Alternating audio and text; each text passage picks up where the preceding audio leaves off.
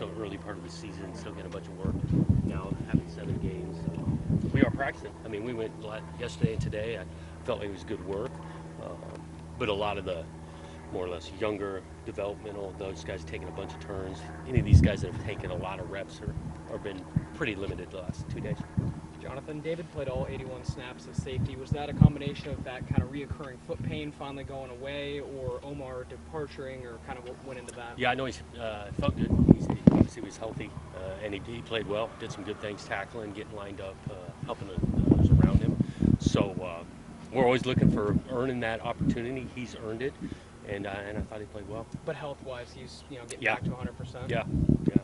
He's had a Hamilcar in the last few weeks. Obviously, he's nationally up there in the top 3 in tackles for loss and sacks. He's Pac-12 in both. I mean, even with losing Addison, has that given him room to step up in that role? Yeah, and he has. I mean, he's earned the playing time, and then he's been productive. We've been banged up at that spot, so he's getting a lot of turns, not just Addison. And so, yeah, he's done some really good things getting in the backfield. And I think Coach Tibbs and the scheme we're running is put him into some good situations, and he's taking advantage of it. Obviously, you can't control the schedule, but such an emotional big win. Is it hard not to play? Oh, yeah. I mean, you don't control the schedule, and you'll take the byes when they come. But obviously, our approach wants to be whatever the result previous game, we want to go back to work with great intensity and detail. And these guys have. Do you expect to get some guys back then next week? Yeah, we're hopeful. I mean, with Eldridge, Jamar, we'll kind of see where Bradford's at. So, yeah, hopefully get some guys. Yeah, possibly. It's still a ways away, but possibly. More on Monday. Shamar Smith? Same thing, hopefully. Yeah. None of those guys I just mentioned should be ending the season ending anyway, so at some point we're going to get them back. When Jamar comes back, has Artavis earned the starting? I mean, he's earned, and he's played well. Again, we're always trying to play multiple backs. So, like, even with Jamar down, BJ's getting some carries, and I can see that mix. And we'll decide on who actually starts the game. But, again, we rotate those guys a bunch. You said progress isn't linear a bunch of times, especially after that game against Utah. I mean, looking at what the results have been up to this point going into this second bye week, I mean, does it feel like that game against Cal was maybe something of a return for Beaver fans who have been hoping for a win like that? I mean, look, we're trying to win every game, and it is. We've made some strides and took some steps back and made some strides and all of that. I think each week is new, and we got another challenge in front of us. 7 games in, kind of a look at digesting the whole season when the season's over. Can you talk about the evolution of Riley Sharp? And I mean, obviously, he had a big impact in the game. He did. He's been working, and again, injury and some of it just his practice habits. He's earned those reps, and he was productive in this last game. So, really pleased with his progress from week 1 to whatever week 7. Just speaking on that a little bit more, Jonathan, can you just talk about the advantage of having a 21-year-old redshirt freshman in that regard? Yeah. When you have guys like Addison or Tago that were experienced, then you can lean on a guy that maybe doesn't have a ton of in-game experience, but he's mature for his age. Yeah, I'd say he's mature. He works hard. He's really detailed and preparing and studying.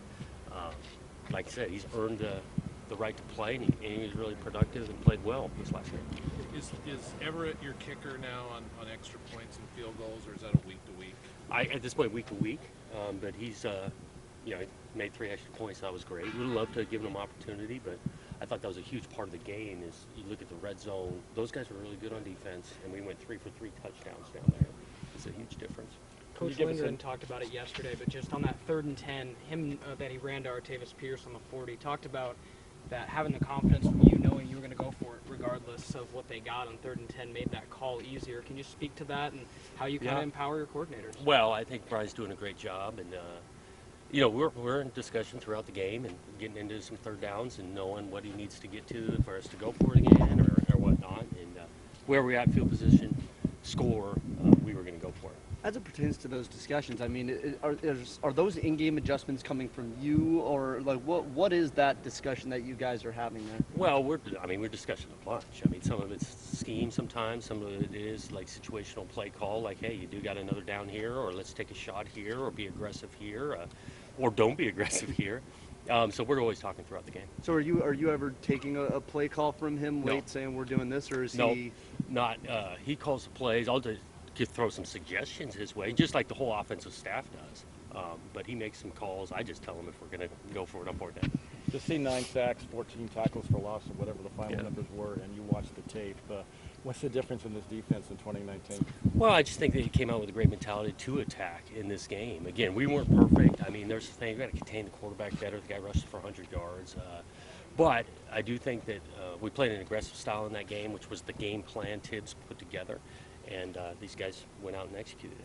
Can you give us an early look at Arizona, what you think of the Wildcats? Yeah, I mean, I think they're explosive on offense. They can throw it and run it, which is it's dangerous to play against. I think defensively they do a good job on the scheme in. They give you a lot of different looks. So we're early in the prep for those guys, but I know they'll be a challenge. How big was a win like this just for what these guys kind of were morale-wise after Utah and knowing that there's, you take that step back, but all of a sudden you take a 2-step forward kind of game with a win here. I mean, what does that do not only for the recruits that you're trying to pitch on a vision here that things are going to improve, but also to your guys that are currently here and kind of preaching stay the course because it is going to get better? Yeah, that part helps of, getting blown out and then being able to respond the next week on the road and get on the right side of the scoreboard. I think it just speaks to a lot of what our players are doing. They're working at it, and they're trying to be in a constant state of improvement. And so that was huge for us. Are you trying to grow up here? Thanks, Coach. No.